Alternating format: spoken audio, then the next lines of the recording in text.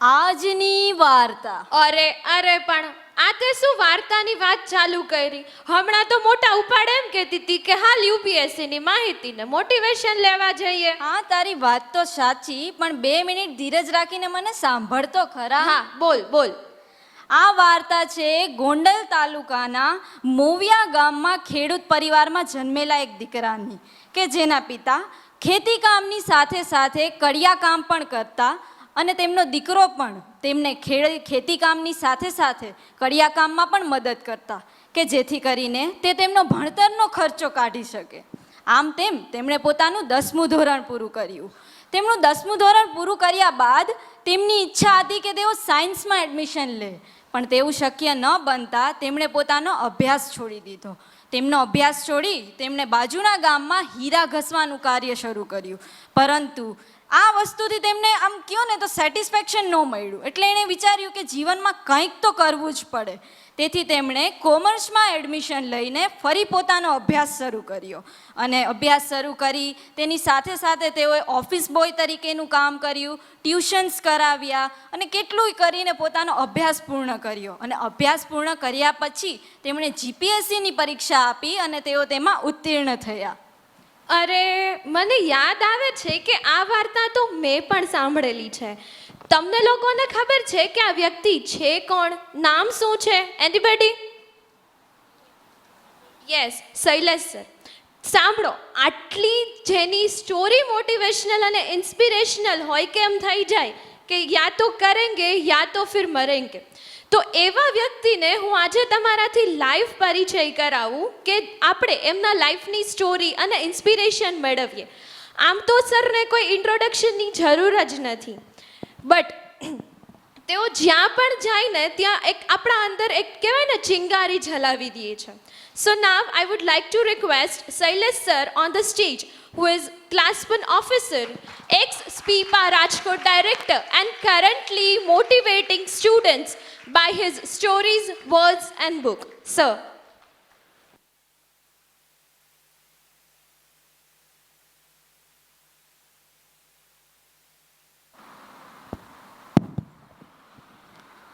Hello. Ramani's institute for civil service દ્વારા આયોજિત યુપીએસસીના આજના આ જૂનાગઢ ખાતેના સેમિનારમાં આપણી સૌની વચ્ચે ઉપસ્થિત તમામ મહેમાનો, ખાસ કરીને આ ઇન્સ્ટિટ્યૂટના સંચાલક, કેટલાય વિદ્યાર્થીઓના અધિકારી બનવાના સપના જેને પૂર્ણ કર્યા છે એવા ડૉક્ટર વી.કે. રામાણી સાહેબ, આ ઇન્સ્ટિટ્યૂટ સાથે દિલથી જોડાયેલા અને પોતાના વિષયના ભીષ્મ પિતામહ એવા આદરણીય મયંક દ્વિવેદી સાહેબ, ઉદ્દડ સાહેબ, ગામી સાહેબ, અમૃત સર, આપ સર્વે વિદ્યાર્થીઓ અને વાલીઓ, સૌથી પહેલાં તો મારે એક નાની એવી એક્સરસાઇઝ તમામ વિદ્યાર્થીઓ પાસે કરાવવી છે. એટલે બધા વિદ્યાર્થીઓને વિનંતી છે કે મારી સાથે આ એક્સરસાઇઝમાં જોડાજો, પછી આપણે વાતની શરૂઆત કરીએ. પણ પહેલાં મને એવું લાગ્યું કે આ એક્સરસાઇઝ મારે કરાવવી જ જોઈએ, એટલે તમામ જોડાજો. ઓકે, દરેક વ્યક્તિ પોતાનો જમણો હાથ ઊંચો કરો, જમણો હાથ, અને મારી સામે જરા જોજો. બહુ નાની એવી એક્સરસાઇઝ છે. આમ પંજો બરોબર સ્ટ્રેટ રાખજો. હવે આ પંજો છે ને એને આમ પાછળ લઈ જાઓ. Very good. કોણીથી હાથ વાળો અને તમારી પીઠ ઉપર 1 વાર, 2 વાર અને 3 વાર. મારે તમારા બધાની પીઠ થાબડવા આવી હતી, પણ વ્યક્તિગત રીતે શક્ય નહોતું, એટલે સામૂહિક રીતે પીઠ થાબડી દીધી. શું કામ? એને આજનો યુવાન નરસિંહ મહેતા સરોવરની પાળે પણ 15 મિનિટ બેસી શકે નહીં. ત્યાં ખુરશી આપી હોય તોય ન બેસી શકે, અને તમે બધા નીચે ગાદલા ઉપર પલાઠી વાળીને આ સેમિનારને માણવા માટે બેઠા છો, એટલે તમે બધા અભિનંદનના અધિકારી તો છો જ, એટલે તમારા બધાની પીઠ થાબડી. આપણે યુપીએસસી અને એની સાથે સાથે જીપીએસસીનો ભાગ પણ આવી જાય છે, એની માહિતી મેળવવા માટે અહીંયા ભેગા થયા છીએ. દરેક વ્યક્તિના મનમાં એક સપનું હોય કે હું સફળ થાઉં, સફળતાના શિખર પર પહોંચું, બાકીના લોકો જેવું મારું જીવન ના હોય, બાકીના લોકો કરતાં હું કંઈક અલગ પડું, હું કંઈક જુદો પડું, આવું દરેકે દરેક વ્યક્તિ સપનું જોતી હોય, પણ સપના બહુ ઓછી વ્યક્તિના પૂરા થાય છે. યુપીએસસી તમને એક એવી તક આપે છે કે આજે તમે અહીંયા બેઠા છો, મારી સામે બેઠા છો, મને સાંભળો છો, તમારો કોઈ પરિચય નથી, તમારી કોઈ ઓળખાણ નથી, અને એવું શક્ય બને કે આ પરીક્ષા માત્ર 8-10 વર્ષ પછી તમને એવી જગ્યાએ મૂકી દે કે લોકોને તમારી એપોઇન્ટમેન્ટ પણ ના મળે, લોકોએ તમને મળવા માટે બહાર રાહ જોવી પડે અને ત્યારે તમારી મુલાકાત થાય, આવું શક્ય બને. એ બીજે ક્યાંય શક્ય નથી બનતું. એ માત્ર ને માત્ર આ સિવિલ સર્વિસ પરીક્ષા એક એવી પરીક્ષા છે કે જે પરીક્ષા દ્વારા તમે સીધા જ તળિયેથી આસમાન સુધી પહોંચી શકો. આ પરીક્ષા પાસ કરવા માટે મારે કરવું શું જોઈએ, મારી મેન્ટાલિટી કેવી હોવી જોઈએ? 3 બાબતોની અહીંયા વાત થશે. રામાણી સાહેબ તમને બહુ જ વિસ્તૃત માહિતી આપશે, પરીક્ષા શું છે, કેવી રીતે હોય, પેપર સ્ટાઇલ શું હોય, સિલેબસ શું હોય, બધું કહેશે. પણ એ પહેલાં મારે તમને એ કહેવું છે કે તમારે આ પરીક્ષા પાસ કરવી હોય, અને એટલું યાદ રાખજો મિત્રો કે માત્ર આ યુપીએસસીની પરીક્ષા જ નહીં, જીવનની કોઈ પણ પરીક્ષા પાસ કરવી હોય તો એના માટે તમારે શું ધ્યાનમાં રાખવું જોઈએ. હું તમારી સમક્ષ જે વાતો મૂકીશ એ માત્ર ને માત્ર વાતો નથી, એ અનુભવના આધારે બહાર નીકળેલું નવનીત છે. નવનીતનો મતલબ થાય માખણ. અનુભવના આધારે જે છે ને એ વાત હું તમને કરી રહ્યો છું. આટલી પૂર્વ ભૂમિકા પછી હવે આપણે વાત પર આવીએ કે જો તમારે આ પરીક્ષા પાસ કરવી હોય તો એના માટે 3 અત્યંત પાયાની બાબત એ મારે આત્મસાત કરવી પડે, એના ઉપર ફોકસ કરવું પડે.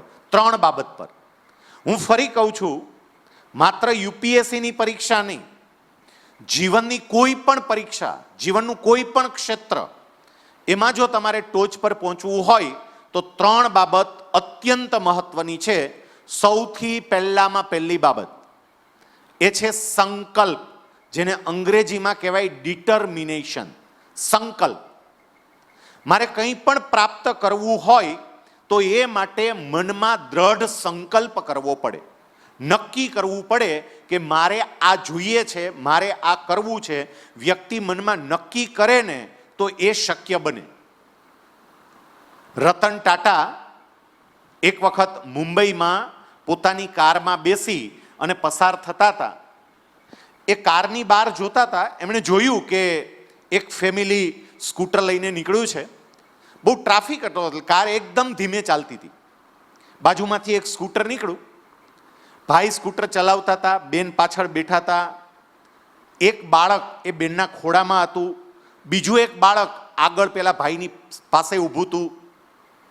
એક જ સ્કૂટર ઉપર 4 વ્યક્તિ. રતન ટાટાએ આ દ્રશ્ય જોયું એટલે તરત એને વિચાર આવ્યો કે આ પરિવાર એક સ્કૂટર પર બહાર નીકળ્યું છે, ન કરે નારાયણ અને અકસ્માત થાય તો નાના બાળકોની સેફટીનું શું? એ જ વખતે રોડ ઉપર, રસ્તા ઉપર એ એક સંકલ્પ કરે છે કે મારે ભારતના સામાન્ય પરિવારના લોકોને પણ પરવડે એવી કાર તૈયાર કરવી છે અને એવી કાર લોકોને આપવી છે. સંકલ્પની તાકાત જોજો. પોતાના ડિરેક્ટરો જ્યારે એમણે મિટિંગ કરી તો એ મિટિંગની અંદર ડિરેક્ટરો જોડે આ પોતાનો વિચાર મૂક્યો કે આપણે એવી કાર બનાવવી છે કે જે કાર સસ્તી હોય, લોકોને પોસાય એમ હોય, એમાં આ પ્રકારની સુવિધાઓ હોય. હાજર ડિરેક્ટરોને, એક્સપર્ટોએ કહી દીધું કે એ શક્ય જ નથી. તમે જેવું વિચારો છો કે મારે 1.25 લાખ રૂપિયામાં કાર આપવી છે તો એ શક્ય જ નથી. રતન ટાટા એ વખતે એવું કહે છે કે મહેરબાની કરીને મારી પાસે કોઈ નકારાત્મક વાત નહીં કરતા, આપણે એ કરવું જ છે અને કોઈ પણ સંજોગોમાં કરવું છે. રતન ટાટાએ કરેલા એ સંકલ્પના કારણે આ દેશને ટાટા નેનો કારની ભેટ મળી. લોકો ગમે તેવી નકારાત્મક વાત કરે, એ નકારાત્મક વાતને સાઈડમાં રાખીને એમણે પોતાના સંકલ્પ ઉપર, પોતાના વિચાર ઉપર ફોકસ કર્યું તો એનું પરિણામ એમને મળ્યું. આપણે જ્યારે યુપીએસસીની વાત કરીએ છીએ, વ્યક્તિનો સંકલ્પ શું પરિણામ આપી શકે? આપણી બાજુમાં જ ધોરાજી કરીને તાલુકો છે, ત્યાં એક સ્કૂલની અંદર મારું વ્યાખ્યાન હતું. 9મા ધોરણથી લઈ અને 12મા ધોરણ સુધીના સ્ટુડન્ટ્સ, એમના માટે આ વ્યાખ્યાનનું આયોજન થયેલું. યુપીએસસીનું વ્યાખ્યાન નહોતું, એમની બોર્ડની પરીક્ષાઓ આવતી હતી 10માની ને 12માની, એટલે એમાં વિદ્યાર્થીઓ સારું પરફોર્મન્સ કઈ રીતે આપી શકે એના ઉપરની બધી વાત હતી. પણ એમાં મેં થોડી યુપીએસસીની વાત કરી 10 મિનિટ માટે. કાર્યક્રમ પૂરો થયો. એક દીકરી, હું આ તમને વાત કરી રહ્યો છું 2014ની, સાંભળજો સંકલ્પ શું કરી શકે. એક દીકરી 14 વર્ષની એની ઉંમર, 9મા ધોરણમાં અભ્યાસ કરે અને સાવ નાના ગામડાની વતની, કોડીનારની બાજુમાં એક સાવ નાનું એવું ગામ, અને એના પિતા એ ગામની અંદર ખેતીકામ કરતા હતા, એટલે બહુ જ સામાન્ય પરિવારની આ દીકરી. કાર્યક્રમ પૂરો થયો અને દીકરી મને મળવા માટે આવીને મને એવું કહે છે કે સાહેબ, આ તમે યુપીએસસીની વાત કરતા હતા ને, તો હું સંકલ્પ કરું છું કે મારી યુપીએસસીની પરીક્ષા આપવી છે. એક ખેડૂત પરિવારની દીકરી, ગામડાની દીકરી, 9મામાં અભ્યાસ કરનારી દીકરી એક સંકલ્પ કરે કે મારે આ પરીક્ષા આપવી છે.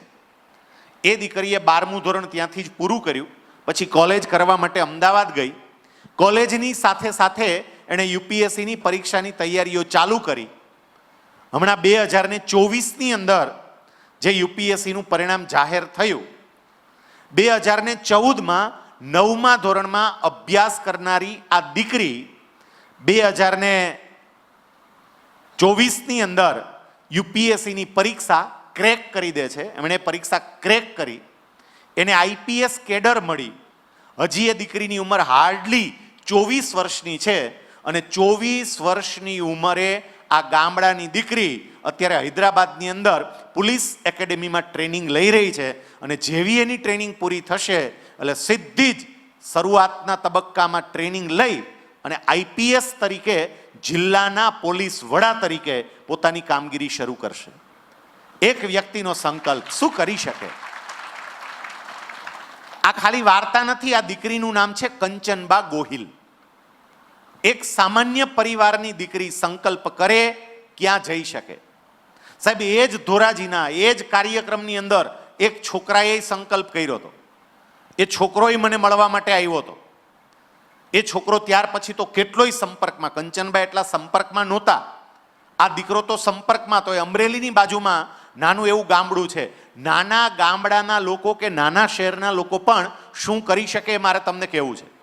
એ દીકરાનું નામ છે રાજન છત્રોલા, અને એમણે પણ આ નક્કી કરેલું હતું કે મારે યુપીએસસી આપવી છે.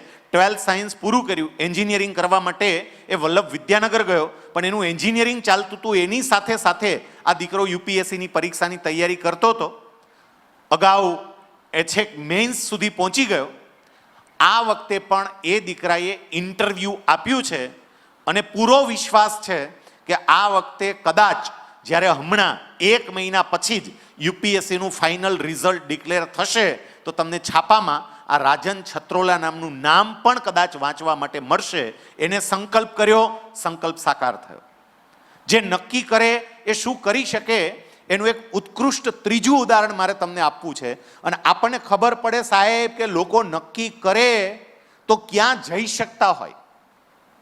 દક્ષિણ ભારતની અંદર પોલીસ વિભાગમાં કોન્સ્ટેબલ તરીકે નોકરી કરતા એક ભાઈ, સરકારનો 26મી જાન્યુઆરીનો કાર્યક્રમ હતો, અને એ કાર્યક્રમમાં પોતાની પત્નીને લઈને સાથે ગયા હતા. કાર્યક્રમ પૂરો થયો, પેલા ભાઈ ઘરે આવ્યા, એટલે એમના પત્નીએ ભાઈને પૂછ્યું. એ ભાઈ કોન્સ્ટેબલ હતા, કોન્સ્ટેબલ, પોલીસ વિભાગની સૌથી નાનામાં નાની નોકરી. એ ભાઈને એમના પત્નીએ એવું પૂછ્યું કે આપણે જે કાર્યક્રમમાં ગયા હતા ત્યાં ઓલા એક સાહેબ આવ્યા હતા, જીપમાં ઊભા હતા, બધા એને સલામ મારતા હતા, બધા એની આગળ પાછળ દોડતા હતા, બધાનું સન્માન કરતા હતા. એ સાહેબ કોણ હતા? એટલે આ ભાઈએ જવાબ આપ્યો કે એ આપણા જિલ્લાના પોલીસ વડા હતા. આપણા જિલ્લાના પોલીસ વડા, આખા જિલ્લાના મુખ્ય વડા હતા. એટલે આમણે કહ્યું કે પણ એમનો સાહેબનો માભો કેવો હતો, એને સાહેબને કેવું માન સન્માન મળતું હતું. પછી બેન પોતાના પતિને એવું કહે છે કે એ પોલીસમાં નોકરી કરે છે, તમે પોલીસમાં નોકરી કરો છો, પણ એને બધા કેવી સલામ મારે છે. નોકરી કરવી હોય ને તો એના જેવી કરાય. એટલે પેલા ભાઈ હસવા માંડ્યા. આ બેન કે હસો છો શું કામ એને? પેલા ભાઈ કે તું બોલી ગઈ કે નોકરી કરવી હોય તો એના જેવી કરાય, પણ તને ખબર છે નોકરી કેમ મળે? એ બેન કે કેમ મળે? એટલે આ ભાઈએ બધી વાત કરી કે એના માટે યુપીએસસીની પરીક્ષા આપવી પડે, આપણા દેશની સૌથી અઘરામાં અઘરી પરીક્ષા કહેવાય, એ પાસ કરવી બહુ મુશ્કેલ હોય. આ બેન સામે દલીલ કરે છે કે તમે કહો છો પાસ કરવી મુશ્કેલ હોય તો એણે કરી કે ન કરી? કરી જ ને, એણે તો કરી, તો કેમ ના થઈ શકે? તમે નક્કી કરો થાય. એ ભાઈ બધી માહિતી આપતા જતા હતા, બેન બધું સાંભળતા જતા હતા. છેવટે ભાઈ એવું કહ્યું કે તારી યારે બહુ લપ કરવા જેવું નથી, તને નહીં સમજાય, પણ આ આપણા જેવી વ્યક્તિનું કામ નહીં, આવું એના પતિ બોલ્યા. એ બેન એને ખબર નહીં એવું ચોંટી ગયું હશે ને પેલું જે માન સન્માન મળતું હતું તે.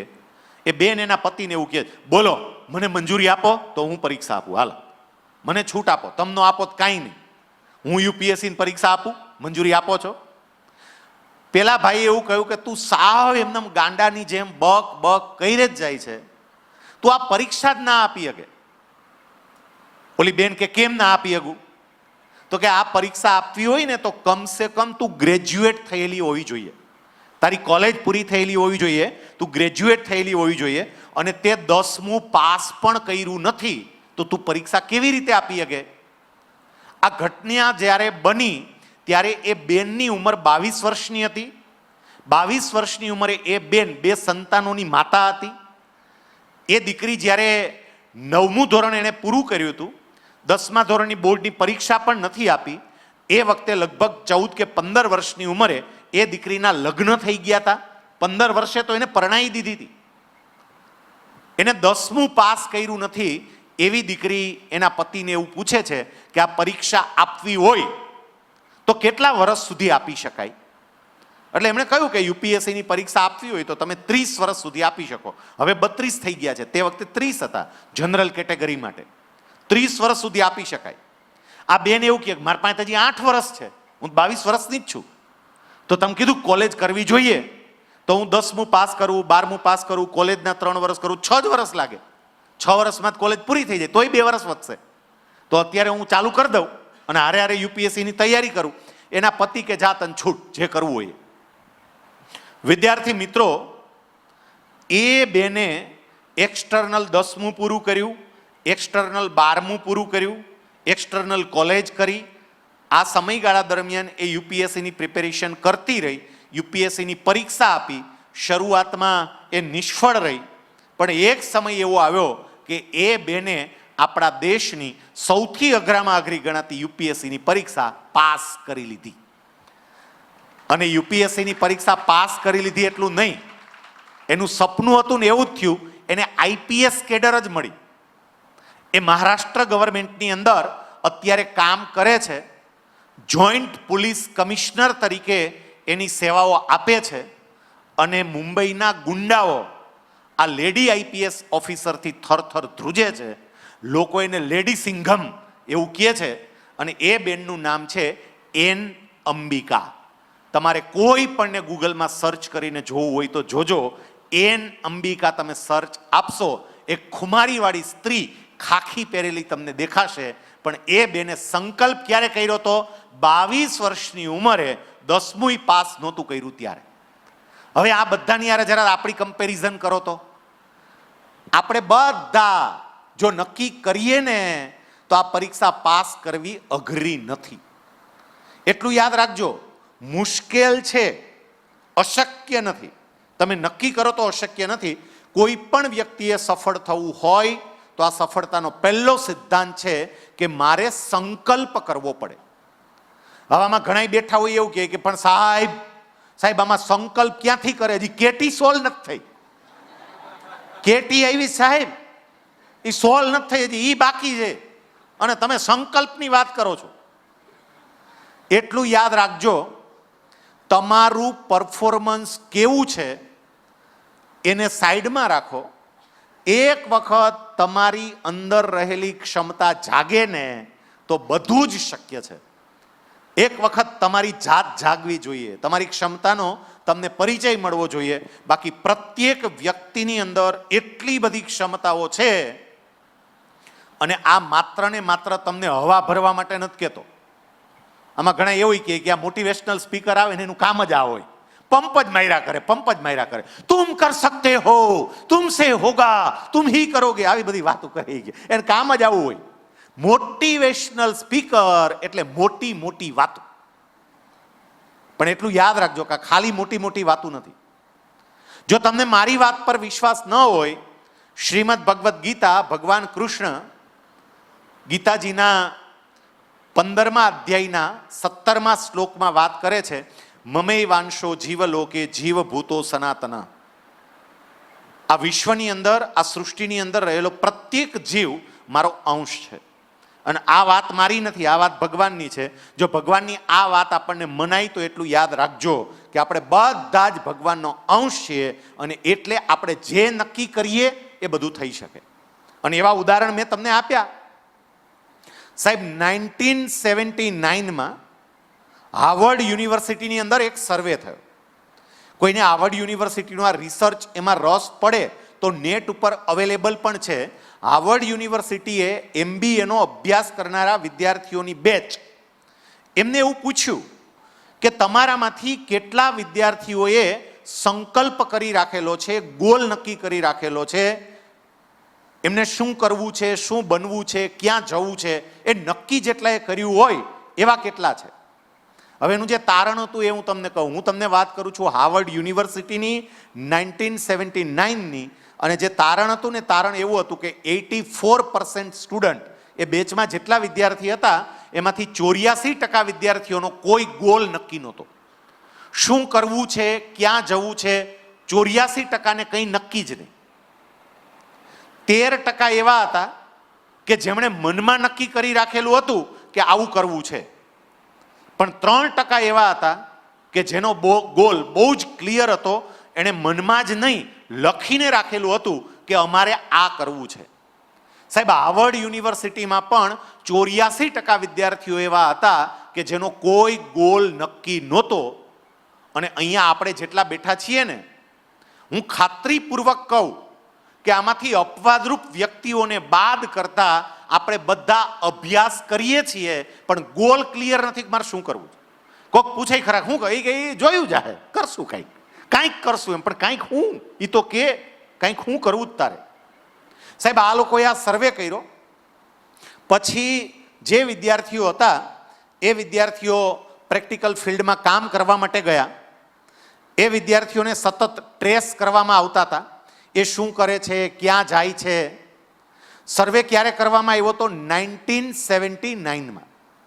10 વર્ષ પછી 1989ની અંદર જ્યારે તપાસ કરવામાં આવી કે આ લોકો અત્યારે ક્યાં છે અને શું કરે છે, સાહેબ આ તપાસ કરવામાં આવી તો એ રિસર્ચ જે બહાર આવ્યું છે કે પહેલા 97% લોકો, પહેલા તો 84% લોકો કે જેમને કોઈ ગોલ ક્લિયર નહોતો, એના કરતાં બાકીના તમામ લોકો એટલે બાકીના 16% લોકો એ આગળ હતા. આ 84% લોકો કરતાં જેનો ગોલ ક્લિયર હતો ને એ લોકો આગળ હતા, અને જેનો ગોલ ક્લિયર હતો, લખીને રાખ્યો હતો, એ બાકીના બધાય લોકો કરતાં આગળ હતા અને સફળ હતા. આ ખાલી વાર્તા નથી, હાર્વર્ડ યુનિવર્સિટીનો સર્વે છે. અને જે આવો ગોલ નક્કી કરે છે, જે આ સંકલ્પ કરે છે, એવી તમામે તમામ વ્યક્તિઓ સફળ થાય છે. એના કેટલાય ઉદાહરણો છે. મારે અમુક વાત તમારી પાસે મૂકવી છે. એક જીમ કેરી કરીને અભિનેતા હતો. એ જીમ કેરી એને 1989માં પોતાનો એક ગોલ નક્કી કર્યો, એક સંકલ્પ કર્યો કે હું ફિલ્મમાં કામ કરવા માટે $10 લાખ લઈશ. $10 લાખ. હવે એ વખતે એને ફિલ્મમાં કામ નહોતું મળતું, ના ભાઈ આવું નક્કી કર્યું. એને લેખિત રૂપ આપ્યું. લેખિત રૂપ કેવી રીતે આપ્યું ખબર છે? એ માણસે ચેકબુકમાંથી એક ચેક ફાડ્યો, ચેકમાં પોતાનું નામ લખ્યું, જીમ કેરી, $10 લાખ, સહી કરી, અને ચેક પોતાના ખિસ્સામાં રાખે. પોતાને ચેક લખ્યો કે આટલા રૂપિયા મારે લેવા છે. 1989માં એમણે આ સંકલ્પ કરેલો. 1995માં 6 વર્ષ પછી એક ફિલ્મ આવી. એ ફિલ્મનું નામ છે ડમ્બ એન્ડ ડમ્બર. એ ફિલ્મની અંદર આ જીમ કેરીએ કામ કર્યું હતું, અને ડમ્બ એન્ડ ડમ્બરમાં કામ કરવા માટે એને એક્ઝેક્ટ $10 લાખ ચેક મળ્યો હતો. આવી એક નહીં અનેક ઘટનાઓ છે. બ્રુસલી, જેને આપણે માર્શલ આર્ટનો શહેનશાહ કહીએ છીએ, એ બ્રુસલીએ પણ 1979ની અંદર ગોલ નક્કી કરેલો હતો કે મારે માર્શલ આર્ટમાં યુએસએમાં ચેમ્પિયન બનવું છે. યુએસએના ચેમ્પિયન બનવાનો ગોલ, અને એમણે લેખિત સ્વરૂપ કેવી રીતે આપ્યું હતું? પોતાની જાતને કાગળ લખ્યો હતો, પોતાને પત્ર લખ્યો હતો. આ તો કેવી વાત કહેવાય! પોતાને કાગળ લખે. એને લખ્યું હતું, બ્રુસલી, તને ખૂબ ખૂબ અભિનંદન, તું યુનાઇટેડ સ્ટેટ્સ ઓફ અમેરિકાનો માર્શલ આર્ટનો ચેમ્પિયન બની ગયો. તારી આ પ્રગતિ જોઈને તારા પર મને બહુ જ ગૌરવ થાય. પોતાને લખે. લોકો ગાંડો કે, પણ લખ્યો કાગળ. સાહેબ, એનું પરિણામ એ આવ્યું કે એક જ દશકાની અંદર, માત્ર 10 વર્ષમાં, એ માણસ માત્ર યુએસએનો નહીં, આખી દુનિયાનો માર્શલ આર્ટનો ચેમ્પિયન બની ગયો. આપણા ગુજરાતના એક વ્યક્તિ, એમનું નામ છે અનિલ મણિભાઈ નાયક. કદાચ શક્ય છે કે તમારામાંથી એકાદ બે વ્યક્તિએ આ વ્યક્તિનું નામ સાંભળ્યું હોય. અનિલ મણિભાઈ નાયક દક્ષિણ ગુજરાતમાં એક સાવ નાનું એવું ગામ, એના એ વતની, એના પિતા ગામની શાળામાં આચાર્ય તરીકે કામ કરતા હતા. એમને પ્રાથમિક શિક્ષણ પોતાની ગામની સરકારી શાળામાં જ લીધું હતું. પછી એમણે વલ્લભ વિદ્યાનગર BVM કોલેજમાંથી પોતાનું એન્જિનિયરિંગ પૂરું કર્યું હતું. એનું એક સપનું હતું કે મારે લાર્સન એન્ડ ટુબ્રો કંપનીમાં નોકરી કરવી છે. એને લાર્સન એન્ડ ટુબ્રો કંપનીમાં નોકરી મળી. સંકલ્પની તાકાત સમજો. લાર્સન એન્ડ ટુબ્રો કંપનીમાં નોકરી મળી. પોસ્ટ હતી એની આસિસ્ટન્ટ એન્જિનિયર, જુનિયર એન્જિનિયર. મહિનાનો પગાર હતો 670 રૂપિયા. 670 રૂપિયા મહિનાનો પગાર. હું વાત કરું છું તમને 1965ની સાલની, પણ 1965ની સાલમાં 670 રૂપિયાના પગાર સાથે આ માણસે નોકરી શરૂ કરી. એની નોકરીનો પહેલો દિવસ કંપનીના કેમ્પસમાં એણે પગ મૂક્યો અને એ વખતે એમણે સંકલ્પ કર્યો. હવે આ કોઈ સામાન્ય કંપની નથી, લાર્સન એન્ડ ટુબ્રો. આપણને બધાને ખબર છે. એ લાર્સન એન્ડ ટુબ્રો કંપનીએ કઈ 2 એન્જિનિયરની ભરતી ન કરી હોય. કેટલા બધા એન્જિનિયરોની ભરતી કરી હશે, એક સાથે કેટલા બધા એન્જિનિયરો આવ્યા હશે. સાહેબ, એ વખતે આટલા બધા એન્જિનિયરો એક સાથે જુનિયર એન્જિનિયર તરીકે નોકરી શરૂ કરે છે. અને આ વ્યક્તિ અનિલ નાયક નોકરીના પહેલા દિવસે એવો સંકલ્પ કરે છે કે આજે ભલે અમે આટલા બધા જુનિયર એન્જિનિયરો આ કંપનીમાં દાખલ થતા, આજે હું જુનિયર એન્જિનિયર તરીકે આ કંપનીમાં દાખલ થાઉં છું, પણ જ્યારે હું આ કંપની છોડીશ ને, ત્યારે કંપનીના ટોચના હોદ્દા પર પહોંચી અને કંપની છોડીશ. હવે આ કોઈ સામાન્ય બાબત નથી. એ વ્યક્તિએ પોતાનું નામ લખ્યું, નીચે પોતાનો ગોલ લખ્યો. હતા કોણ? જુનિયર એન્જિનિયર, કંપનીની એક સામાન્ય પોસ્ટ. અને એણે પોતાનો ગોલ લખ્યો, group chairman Larsen and Toubro. Larsen and Toubro કંપનીના ગ્રુપ ચેરમેન બનવું છે. ગ્રુપ ચેરમેનનો અર્થ થાય આ કંપનીની જેટલી પેરેન્ટ્સ કંપનીઓ બીજી નાની મોટી હોય એ બધી જ કંપનીના ચેરમેન. હવે એક જુનિયર એન્જિનિયર, ગામડાનો છોકરો, કોઈ ઓળખાણ નહીં, કોઈ લાગવગ નહીં, એક સામાન્ય પદ, એમાં દાખલ થાય અને કંપનીમાં ચેરમેન બનવાની વાત કરે. કેવી રીતે શક્ય બને? પણ જેમને ખબર હોય એમને આ બાબત, એની પૂરી જાણકારી હશે કે 2017માં doctor Anil Naik Larsen and Toubro કંપનીમાંથી નિવૃત્ત થયા. અને એ જ્યારે નિવૃત્ત થયા ત્યારે એનો હોદ્દો હતો group chairman of Larsen and Toubro. Larsen and ટુબ્રોની આખી શકલ જેને બદલી નાખીને એ આ અનિલ નાયક. એની શરૂઆતની સેલેરી, પગાર 670 રૂપિયા હતો મહિનાનો.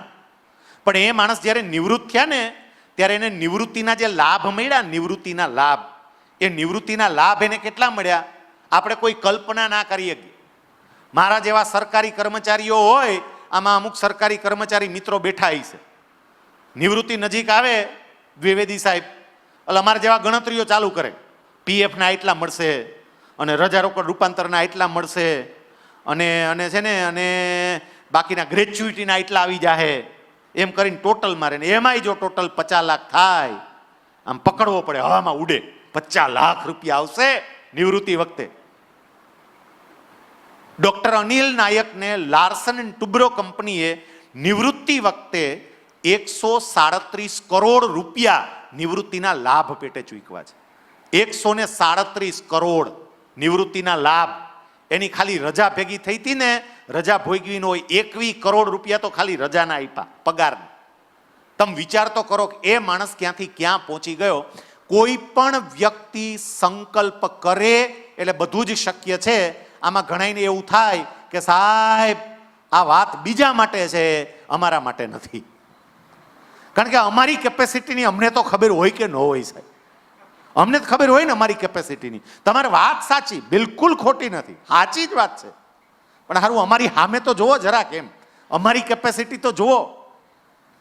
મારે તમને ફરી કહેવું છે કે કેપેસિટી તો છે પણ ભૂલાઈ ગઈ છે. જેવી રીતે હનુમાનજીને પોતાની ક્ષમતા ભૂલાઈ ગઈ હતી અને જામવંતજી મળ્યા પછી કીધું યાદ છે એલા તમે એ જ છો, સૂર્ય સુધી છલાંગ મારી હતી અને હું એમને બેહી રહ્યા છું. સાહેબ તમે બધાય અદ્ભુત છો અને તમારી ક્ષમતા, તમારી ક્રિએટિવિટી શેમાં દેખાય ખબર? કોઈ વ્યક્તિ તમારી ફેસબુક કે ઇન્સ્ટા ફ્રેન્ડ રિક્વેસ્ટ કેવી રીતે સ્વીકારી લે એના માટે તમે જે સ્ટ્રેટેજી હથકંડા અપનાવો ને એ જ બતાવે છે તમે કેટલા હોશિયાર છો. બોલો, ગમે એ સ્માર્ટ ને હેન્ડસમ નો ફોટો લઈ આવે, આખું પ્રોફાઇલ એવું કરે ને કે ફાટ કરતી ફ્રેન્ડ રિક્વેસ્ટ સ્વીકારે. અત્યારે તમારી ક્રિએટિવિટી સોશિયલ મીડિયામાં જે બહાર આવતી હોય, આપણને જોઈને એમ થાય કે આ ભારતનું યુવાધન શું ક્રિએટિવ યુવાધન છે. ક્રિએટિવિટી તો ગજબની છે, યોગ્ય રસ્તે ખાલી ચાલતી નથી. બાકી ક્ષમતા તો છે જ. હું તમને એક વાર્તા કહું, કારણ કે શરૂઆતમાં જ્યારે મારો પરિચય આપતા હતા ત્યારે શૈલેષ સકપરિયા આજની વાર્તા એમ કહીને પરિચય આપ્યો. આ વાર્તાને જરા સાંભળજો. એક સિંહણ હતી, સિંહણે બચ્ચાને જન્મ આપ્યો, જન્મ આપીને એ બિચારી મરી ગઈ. એટલે પેલું બચ્ચું મા વગરનું થઈ ગયું. પણ ત્યાંથી 4-5 ઘેટા પસાર થયા. ઘેટાઓએ જોયું કે આ બચ્ચું મા વગરનું થઈ ગયું, બિચારું જીવશે કેમ? ઘેટાઓને દયા આવી. જુનાગઢના ઘેટા હશે અને જુનાગઢ વાળા દયાળુ સ્વભાવ વાળા બહુ, એટલે એમ તેમને દયા આવી એટલે લઈ ગયા ઓલા સિંહના બચ્ચાને પોતાની હારે. બચ્ચું હતું સિંહનું, રહ્યું ઘેટા ભેગું, મોટું થયું ઘેટા ભેગું, થઈ ગયું ઘેટા જેવું. સિંહનું બચ્ચું પણ ઘેટા જેવું, ઘેટાને જેમ બોલે, ઘેટાને જેમ ચાલે, ઘેટાને જેમ ડરે, ઘેટું જ. એકવાર જંગલનો સિંહ ત્યાંથી નીકળો. આ બધાય ઘેટા રમતા હતા, એની સાથે મોટો થયેલો સિંહ રમતો હતો. બધાય રમતા હતા, જંગલનો સિંહ ત્યાંથી નીકળો, એને જોયા એટલે બધાય ઘેટા ભાગ્યા. ઘેટા ભાગ્યા એટલે એની સાથે મોટો થયેલો સિંહ ભાગ્યો. સિંહ આમ નજર કરી, ખરા ઘેટા તો ભાગે છે પણ આ સિંહ કાં ભાગે? આ તો મારો ભાઈ, આ ભાગે છે. સિંહ એની પાછળ દોડ્યો, પાછળ દોડી અને ઘેટા સાથે રહેલા એ સિંહની બોચી પકડી. અને જેવી બોચી પકડીને તો પેલો સિંહ એકદમ ધ્રુજે, વાઇબ્રેટ મોડ ઉપર મુકાઈ ગયો, બરોબરનો ધ્રુજે, વગર ડાકલાએ શરીરમાં પૂર્ણપણે માતાજીનો પ્રવેશ. એટલો ધ્રુજે, આખું આમ શરીર ધ્રુજે. પછી ઓલા સિંહે, જંગલના સિંહે પૂછ્યું, ભલામણા એટલું બધું ધ્રુજે છે કેમ? ઠંડી તો છે નહીં, ઉનાળો છે, માર્ચ મહિનો હાલે છે, આટલો કેમ ધ્રુજે છે? કે બીક લાગે છે. કોની? તમારી. કેમ? તમે સિંહ છો. સિંહ કે તું કોણ છે? કે હું ઘેટું છું. સિંહ કે ન હોય ભલામણા, તું સિંહ, હું ઘેટું છું. સિંહે ઘણોય પ્રયત્ન કર્યો, કોઈ રીતે માને જ નહીં, હું ઘેટું જ છું, મને ખબર હોય ને. સિંહ એક શાંત સરોવરના કાંઠે એને લઈ ગયો. પછી આમ પ્રતિબિંબ બતાવીને કીધું, જરાક જો મારા જેવો દેખાય છે, આમ જો, નજર નાખ, નજર નાખ, દેખાય છે મારા જેવો? હા. એ કે તમારા જેવો. આમ કેસવાડી છે? કેસવાડી તારી? હા મારી કેસવાડી જ છે. આમ આંખો મોટી મોટી? તો કે છે ને. આમ મૂછું આમ બહાર નીકળી હોય, દોરા છે ને? લાગે છે મારા જેવો? છું તમારા જેવો જ લાગુ છું. લાગે જ સિંહ હોય એવું? એ થોડું થોડું લાગે છે. હવે ત્રાડ પાડ, અવાજ કર. અવાજ કર્યો અને ખબર પડી કે હું સિંહ જ છું. આ ઘેટા ભેગો રહી ગયો ને એમાં ઘેટા જેવો થઈ ગયો. એમ યાદ રાખજો, તમે બધાય જન્મજાત સિંહ અને સિંહણ જ છો, પણ તમારી આજુબાજુ નબળી વાત કરનારા ઘેટા ને ઘેટીઓ આવ્યા ને એટલે એવા થઈ ગયા છે. આપણી આજુબાજુ વ્યક્તિ જેવી એ છે, તમે જોઈજો. સાહેબ બીજી વાત તો જવા દો, આ કાર્યક્રમ પૂરો થાય, બહાર નીકળે ને તાજ ઘેટાઓ ભોંકવાનું ચાલુ કરશે અમુક તો. આ કઈ આપણા કામનું ન હોય. બકા આપણે જે કરતા હોય એ જ કરાય. આ તો બરોબર છે કે રવિવારની રજા હતી એટલે થયું હાલો આંટો મારી આવી. બાકી આપણું આ કામ નહીં. સમજવું આ કોણ? ઘેટા. અને આવા ઘેટા હોય તો કોઈ દી તમારી અંદરનો સિંહ કે સિંહણ બહાર નહીં આવે. પહેલું હું સંકલ્પ કરું, નક્કી કરું, અને જો હું નક્કી કરીશ ને તો મને એ મળશે. હવે બીજી વાત કે માત્ર ને માત્ર સંકલ્પ કરવાથી પરિણામ ન મળે. સંકલ્પ જ કરવાનો હોય તો કાર્યક્રમ પૂરો કરી દેવાય. લ્યો હવે બીજું કંઈ કરવાનું જ નહીં. કાર્યક્રમ એ કે સાહેબ પૂરું થઈ ગયું, હાલો સંકલ્પ કરી લીધો સાહેબ, અને આઈએએસ જ થવું છે સાહેબ, જુનાગઢમાં જ આવવું છે કલેક્ટર તરીકે, અહીંયા જ સંકલ્પ આપણું નક્કી. માત્ર સંકલ્પ છે ને એ શેખ ચલ્લીના સપના કહેવાય, પણ સંકલ્પની સાથે એક બીજી બાબત હવે આવવી પડે, અને એ બાબત કઈ તો એ છે સમર્પણ. સંકલ્પ પછી આવે સમર્પણ. મારે મારી જાત હોમી દેવી પડે મારું લક્ષ્ય પ્રાપ્ત કરવા માટે. વિદ્યાર્થી મિત્રો એટલું યાદ રાખજો, કંચન ગોહિલ યુપીએસસીની પરીક્ષા ક્રેક કરે, એન અંબિકા યુપીએસસીની પરીક્ષા ક્રેક કરે, આપણા ગુજરાતના કેટલાય દીકરા અને દીકરીઓ આ યુપીએસસીની પરીક્ષા ક્રેક કરે. આ તમારે જુનાગઢની અંદર જ મહાનગરપાલિકામાં કમિશનર તરીકે અહીંયા આવી ગયા હતા એ તુષાર સુમેરા સાહેબ, એને 10માની અંદર 36% માર્ક હતા, અને તોય એણે યુપીએસસીની પરીક્ષા ક્રેક કરી. પણ કોઈએ એ ન જોયું કે આ બધા લોકોએ મહેનત કેવી કરી છે. મિત્રો સમજજો, તમારે ખાલી યુપીએસસી નહીં, તમારે કોઈ પણ ક્ષેત્રમાં જવું હોય મહેનત કરવી પડશે, તમારી જાતને હોમી દેવી પડશે. ટૂંકા રસ્તે કોઈ સફળતા મળે નહીં, અને એમાંય આવી પરીક્ષા તો ટૂંકા રસ્તે પાસ જ ના થવાય. સાહેબ મેં કેટલાય વિદ્યાર્થીઓ એવા જોયા છે, આપણને મળવા આવે કે યુપીએસસીમાં સેટિંગ થાય છે, એલા કલેક્ટરમાં સેટિંગ થાય. અરે કાંઈક તો અકલ હોય કે ન હોય. સેટિંગનું પૂછવા આવી કે આમાં સેટિંગ થતું હોય એ કયો ને 2 વીઘા વેચી નાખી કે, બાકી જાવું છે આમાં. સાહેબ કેટલાય લોકો બોલો જીપીએસસીમાં બધામાં સેટિંગ જ ગોઈતા કરે છે. સેટિંગ થાય ક્યાંય? સેટિંગ થાય પૈસાથી થાય તો કયો ને. અને અમુક પાછા એ કે થાતું તો હોય જ તે, હો આ તમે કહેતા નથી, બાકી થાય તો ખરું જ એમ. સાહેબ મહેનત વગર આ પ્રકારની પરીક્ષા પાસ કરવી અશક્ય છે, અને યુપીએસસી ભારત દેશની એવી પરીક્ષા છે કે જે સંપૂર્ણ પારદર્શકતાથી લેવાય છે, સંપૂર્ણ ટ્રાન્સપરન્ટ, જેમાં ટેલેન્ટેડ અને હોશિયાર વિદ્યાર્થીઓ, જે મહેનત કરનારા વિદ્યાર્થીઓ હશે ને એ આ પરીક્ષા પાસ કરી શકશે. તો પરીક્ષા પાસ કરવા માટે સંકલ્પ પછી જે બીજી બાબત છે કઈ છે? સમર્પણ. અને હવે અહીંયા બેઠેલી દરેક વ્યક્તિ યાદ કરો તો તમારામાંથી મોટા ભાગના ચહેરા જોતા મને એવું લાગે કે તમારામાંથી લગભગ 80% વિદ્યાર્થીઓ એવા છે કે જેની કોલેજ ચાલે છે. 80% એવા હશે કે જેની કોલેજ ચાલે છે. હવે જરાક યાદ કરો તો કોલેજમાં આપણી મહેનત કેવી છે અત્યારે? કોલેજ કરીએ છીએ પણ કોલેજમાં આપણી મહેનત કેવી? એ કે સાહેબ પરીક્ષા નજીક આવેલ કૌટિલ્ય ગોતી લઈ એવી મહેનત કેવી? કૌટિલ્ય ગોતી લેવાનું કે. અને એમાંય સાહેબ અમે મહેનત તો કરીએ જ સાહેબ, પરીક્ષા નજીક આવેલ ચિઠ્ઠી બનાવવાની મહેનત કરીએ. નાનામાં નાની ચિઠ્ઠીમાં વધારેમાં વધારે કેમ લખી શકાય એવું કરીએ. અને સાહેબ હવે તો થોડીક સુવિધા મળે છે, ચિઠ્ઠી નથી બનાવવી પડતી, ડાયરેક્ટ ચોપડી રાખીને જ લખી શકાય છે, સીધે સીધું. જાત સાથે વાત કરીએ ને ત્યારે ખબર પડે કે જે પ્રમાણેની મહેનત હોવી જોઈએ એ પ્રમાણેની મહેનત નથી. મેં અનિલ નાયકની તમને વાત કરી.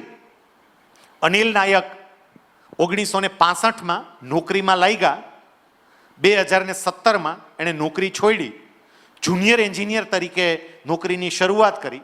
લાર્સન એન્ડ ટુબ્રો કંપનીના ગ્રુપ ચેરમેન તરીકે એણે નોકરી છોડી. 52 વર્ષ એણે નોકરી કરી.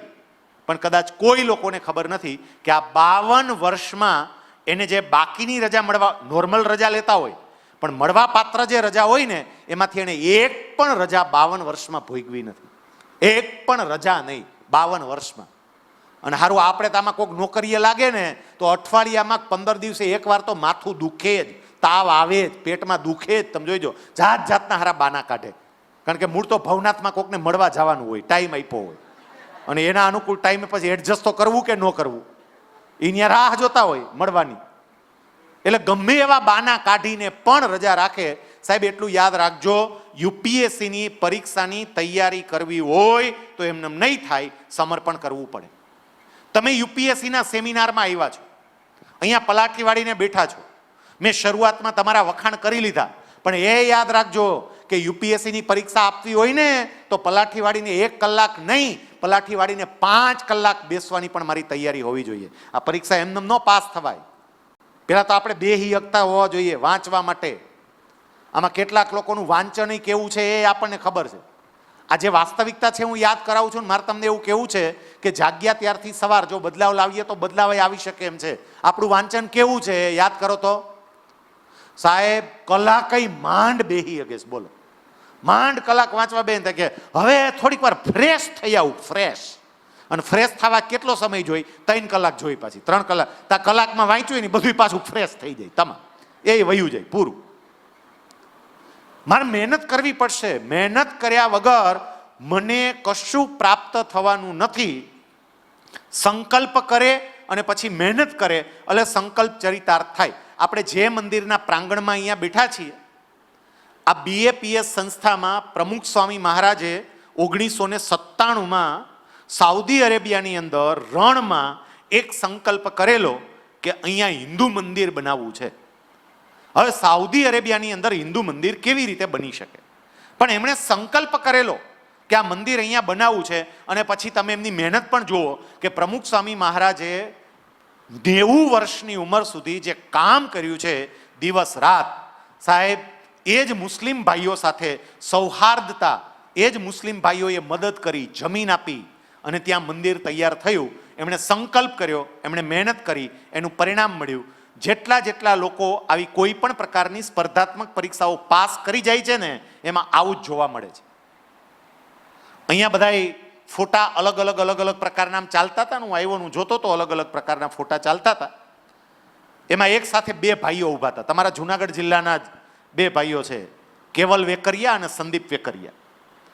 2 છોકરાઓએ ડાયરેક્ટ PI ની પરીક્ષા આપી હતી અને 2 જણા ડાયરેક્ટ PI બની ગયા, સીધા ડાયરેક્ટ PI. હવે જે ડાયરેક્ટ PI બન્યા છે એ બટ નેચરલ કે હમણાં પ્રમોશન મળીને DYSP થશે અને પછી IPS ઓફિસર પણ થઈ જશે. એ 100% સાચી વાત છે. સાહેબ એમાં હમણાં મારે સુરતની અંદર લેક્ચર હતું. એટલે સુરતમાં લેક્ચર હતું, એમાં જેમને ત્યાં કાર્યક્રમ હતો, અમે એમની કારમાં જતા હતા અને વાત નીકળી. સારોલી વિસ્તાર હતો, ટેક્સટાઇલ માર્કેટનો બહુ જ મોટો વિસ્તાર કહેવાય.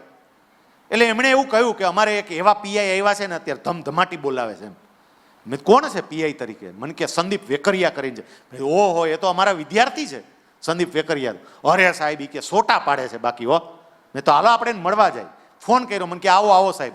હું એને મળવા ગયો. સાહેબ એને જે પોલીસ સ્ટેશન બનાવ્યું છે પોતાનું, એક વ્યક્તિ સારી રીતે કામ કરે તો એનું પરિણામ શું આવે ને એ તમને જોવા મળે. તમે એન્ટ્રી કરો ને તમને લાગે ને પોલીસ સ્ટેશનમાં આવ્યો છો, બગીચામાં આવ્યો છો એવું લાગે. એટલી ગ્રીનરી, એવા સરસ કુંડાઓ, આન તેન, આખું વાતાવરણ એવું સરસ ઊભું કરી દીધું છે.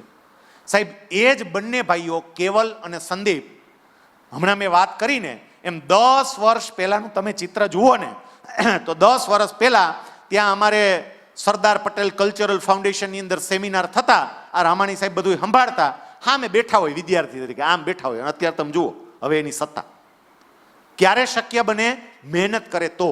એ છોકરાઓએ બહુ હોશિયાર હતા એવું નહીં, પણ સાહેબ એમને મહેનત કરી તો એનું પરિણામ આવ્યું. મહેનત કરે ને એટલે વ્યક્તિ સામાન્યમાંથી અસામાન્ય બની જાય. રાજકોટની અંદર એક એન્જિનિયરિંગ એસોસિએશનનો હોલ છે, એમાં એક કાર્યક્રમ હતો અને એ કાર્યક્રમ આવો જ હતો, સ્પર્ધાત્મક પરીક્ષાની માહિતીનો. મારું વ્યાખ્યાન હતું. કાર્યક્રમ પૂરો થયો પછી એક છોકરો મળવા માટે આવ્યો. હાઈટ એની બહુ ઓછી, એકદમ ઊંચાઈ બહુ હતી નહીં, 5 ફૂટ 3 ઇંચ કે 5 ફૂટ 5 ઇંચ માંડ કદાચ હશે. ગામડાનો છોકરો. ઈ મારેલું નહોતું. હું તમને વાત કરું છું આજથી લગભગ 10 વર્ષ ઉપરનો સમય થયો હશે. અત્યારે તો હવે ઈન ન મારવું એ પણ ફેશન છે, પણ ત્યારે તો ઈન એને મારેલું નહીં. પગમાં સ્લીપર પહેરેલા, હાવ ગામડાનો દેશી છોકરો. મને કે સાહેબ આપણે પરીક્ષા દેવી છે. મેં તો દેવાય, એમાં કાંઈ વાંધો નહીં, દેવાય. એ કે સાહેબ પણ આપણા લગ્ન થઈ ગયા છો. મેં તો હારું, ભલે લગ્ન થઈ ગયા, એમાં શું વાંધો? ઘરવાળી ગરમ ગરમ રોટલી બનાવી દે. સાહેબ એમના મેરેજે થઈ ગયા હતા. એ છોકરો એવું કે છે, એ કે સાહેબ તમે ઓલું વાત કરતા હતા કે આપણે જે વાંચવાનું હોય તો ઓલું NTRT શું કહેતા તમે? એને NCERT ત્યારે બોલતા આવડતું નહોતું. એટલે મેં એમને કહ્યું NC. હા, એ સાહેબ વાંચવાનું કેવી રીતે? પછી એ છોકરાએ મહેનત ચાલુ કરી. સાહેબ શરૂઆતમાં એને તકલીફ પડી. ગામડાનો છોકરો હતો, સામાન્ય છોકરો હતો, પ્રિપેરેશન એટલી તૈયારી નહોતી એની, પાયો એટલો મજબૂત નહોતો, પણ મહેનત કરી.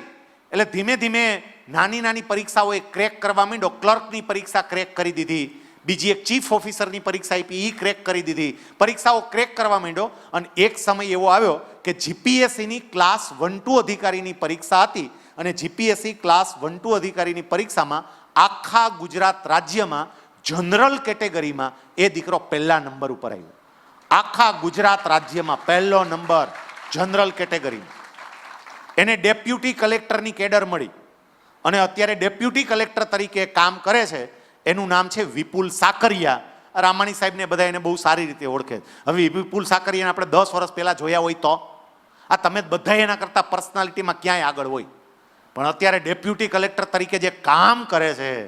કોરોના વખતે આ બાજુના વિસ્તારની અંદરના અમુક મજૂરો તમારા જુનાગઢના હશે, સોમનાથ બાજુના, અને એને ત્યાંથી જામનગરમાંથી અહીંયા જે પહોંચાડવાના હતા ને એને જે પ્લાનિંગ કર્યું હતું, આપણને એમ થાય ખાલી હું બુદ્ધિ હાલે છે આ માણસની. સાહેબ બુદ્ધિ તો છે જ, તમારામાંય છે, પણ મહેનત દ્વારા એ બહાર આવે. એ જ વિપુલ સાકરિયા, એમણે જે મહેનત કરી છે ને, રાત દિવસની મહેનત, ઇન્ટરવ્યૂ માટેની તૈયારી કરવી હોય તો આપણી પાસે આપણે એમને કહી, મને એમ કે સાહેબ મારે માહિતી લેવી હે, એટલે હું કહું પણ હું કામમાં છું, મારે પણ તમે કઈ નવરા થશો? હું કહું ભાઈ આપણે ટાળવા માટે શું કહીએ, ઘણી વખત કંટાળ્યા હોય ને તો ટાળવા માટે એવું કહે પણ આજ મેળ નહીં ખાય, આજે મારે રાતના વાંધો ને સાહેબ હું 11 વાગે આવીશ. રાતે 11 વાગે આવે, 11:30 બોલાવો 11:30 આવે. સાહેબ એનું ડેડિકેશન કેવું, એનું સમર્પણ કેવું. કોઈ પણ વ્યક્તિ જ્યારે પોતાની જાત સમર્પિત કરે ને પરિણામ ત્યારે મળે. પુષ્પા 2 આવ્યું, મોટા ભાગના એ જોયું, ઝૂકેગા નહીં સાલા, પણ એમાંથી શીખા કાંઈ? એ જ અલ્લુ અર્જુન પુષ્પા ફિલ્મમાં કામ કરવા માટે આ માણસે 300 કરોડ રૂપિયા લીધા. રેકોર્ડ બ્રેક કરી નાખ્યા બધા. 300 કરોડ. આમ કોઈને ભેજા મૂતરે? એક ફિલ્મમાં કામ કરવાના 300 કરોડ. અમિતાભ બચ્ચને બિચારાને કાંઈનું કાંઈ થયું હોય છે કે હારો સુપરસ્ટાર કહેવાય, પણ આટલી રકમ તો કોઈ દી ન મળી આપણને. 300 કરોડ. પણ એ 300 કરોડ એને મળ્યા કઈ રીતે? એનું ડેડિકેશન, એનું કામ પ્રત્યેનું સમર્પણ. દરેકે દરેક ક્ષેત્રની અંદર વ્યક્તિનું જે કામ પ્રત્યેનું સમર્પણ હોય ને એ જ વ્યક્તિને આગળ લઈ જાય. મારે 3 ક્રિકેટરની તમને વાત કરવી છે કે આપણે ઘણી વખત ક્રિકેટરોને જોઈએ એટલે આપણને એવું થાય કે આ માણા તો જો ભાઈ ક્યાં પહોંચી ગયો ભાઈ, કેવું પડે હો. બાકી સચિન તેંડુલકરને યાદ કરે લોકો એવું કે એક એડવર્ટાઇઝમેન્ટ, એક એડવર્ટાઇઝમેન્ટ જે હતી એ આઈ થિંક લગભગ 50 સેકન્ડની આસપાસની એડવર્ટાઇઝમેન્ટ હતી. એમાં કામ કરવા માટે એને 52 કરોડ રૂપિયા લીધા હતા. 50 સેકન્ડની એડવર્ટાઇઝમેન્ટમાં કામ કરવા 52 કરોડ લીધા હતા. એ માણા ક્યાં પહોંચ્યો? સાહેબ આ બધા મારે 3 ક્રિકેટરોની વાત કરવી છે. એક સચિન તેંડુલકર, જેને ક્રિકેટના ભગવાન કહેવાય છે. બીજા છે મહેન્દ્રસિંહ ધોની, જેને કેપ્ટન કુલ કહેવાય છે. એના જેવો કેપ્ટન, સફળ કેપ્ટન અત્યાર સુધી ભારતીય ક્રિકેટ ટીમમાં જોવા નથી મળ્યો. અને ત્રીજા છે યુવરાજસિંહ, જેને 6નું મશીન કહેવાય છે. એટલું સરસ એ રમે. આ ત્રણેય વ્યક્તિનું ડેડિકેશન કેવું એ સમજજો. સચિન તેંડુલકર 16 વર્ષની ઉંમરે એના જીવનની પહેલી ટેસ્ટ સિરીઝ રમતા હતા. પાકિસ્તાન સાથેનો મેચ હતો. સચિન તેંડુલકર દાવ લેતા હતા, વકાર યુનુસ બોલિંગ કરતા હતા. વકાર યુનુસનો એક ફાસ્ટ બોલ સીધો જ સચિનના નાક પર આવ્યો અને નાકમાંથી બ્લીડિંગ શરૂ થયું, લોહી નીકળવાનું શરૂ થયું. સાહેબ નાક ઉપર વાગે, આ શરીરનો સેન્સિટિવ પાર્ટ છે, અને નાક ઉપર વાગે તો કેવી પીડા થાય એનો કોઈને અનુભવ કરવો હોય તો કાર્યક્રમ પૂરો થાય પછી ઘરે જઈ જોરથી દોડી અને દિવાલમાં નાક ભટકાવજો. પેલા નાકના હારા ડોક્ટર છે કે કેવી તપાસ કરી લેજો જુનાગઢમાં, પછી ભટકાવજો. સેજ આમ કહો કે આમ સેજ મારી દીધું હોય ને તો 2 દી સુધી કેટલી તકલીફ પડે. સાહેબ વકાર યુનુસનો બોલ અને બ્લીડિંગ થાય. બધા દોડીને પહોંચી ગયા. પાકિસ્તાન ક્રિકેટર જાવેદ મિયાદાદ સચિનનું આમ નાક જો, આ હું જે તમને વાત કરું છું ને યુટ્યુબ ઉપર આના વિડીયોઝ અવેલેબલ છે, કોઈને જોવા હોય તો. તરત જ જાવેદ મિયાદાદે કહી દીધું કે નહીં રમી શકાય, આને હોસ્પિટલાઇઝ કરો. આપણા નવજોતસિંહ સિંધુ પણ હતા, એમણે સ્થિતિ જોઈને કહ્યું કે આને હોસ્પિટલાઇઝ કરો. અને એ વખતે સચિન તેંડુલકર જે 2 શબ્દો બોલે છે ને, આ 2 શબ્દો યુવાનોએ પકડવા જેવા છે. સચિન તેંડુલકર એ વખતે બધાઈને એવું કહે છે મેં ખેલેગા. 16 વર્ષનું ટાબરિયું, આવી સ્થિતિ, નાકમાંથી લોહી નીકળે, મેં ખેલેગા. એટલે બધા કે તને તકલીફ છે, એ કે જો તમારે મને જે ટ્રીટમેન્ટ આપવી હોય ટ્રીટમેન્ટ આપી દો, આ લોહી સેજ બંધ કરી દો, અહીંયા બેન્ડ મારી દો, ઓક્સિજન પૂરતો મળે એ રીતની વ્યવસ્થા કરી દો, હું રમીશ.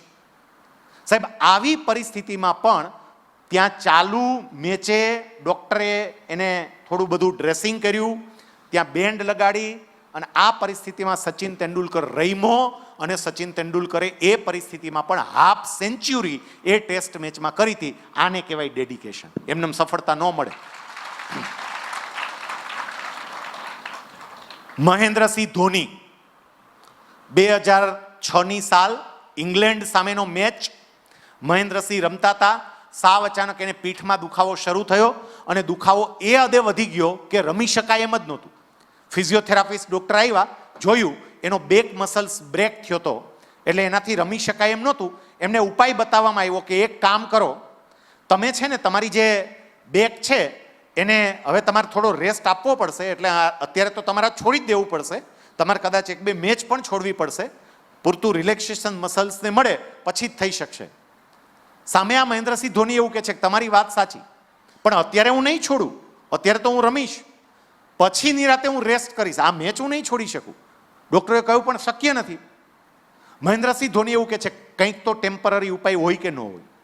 પેલા કે છે પણ તમારે આમ શક્ય નથી. મહેન્દ્રસિંહ કે ઉપાય શું છે એ તો કહો. એટલે ડૉક્ટરોએ કહ્યું કે આનો એક ઉપાય છે કે જ્યાં મસલ્સને અત્યારે તકલીફ થઈ હોય ને ત્યાં આઈસ રબ કરવામાં આવે, બરફ ઘસવામાં આવે, બરફ રાખવામાં આવે, તો એને કારણે થોડું રિલેક્સેશન મળે.